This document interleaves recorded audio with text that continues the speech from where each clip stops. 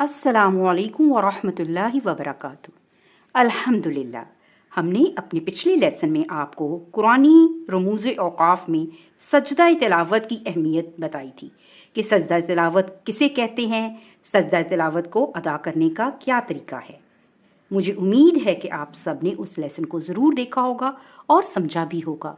अगर किसी ने वो लेसन नहीं देखा तो वो हमारा पिछला लेसन नंबर 54 ज़रूर देख ले, ताकि उसे सजदा तिलावत अदा करने का तरीका अच्छी तरह से समझ में आ जाए।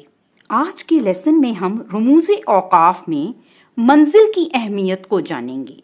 आपने अक्सर कुरान पाक के हाशिया में मंजिल का लफ्ज़ लिखा हुआ देखा है, तो ये मंजिल क्या है, इसको नाजिल करने की क्या हिकमत है, इनकी क्या तादाद है और इन मनाजिल में कौन कौन सी सूरतें शामिल हैं।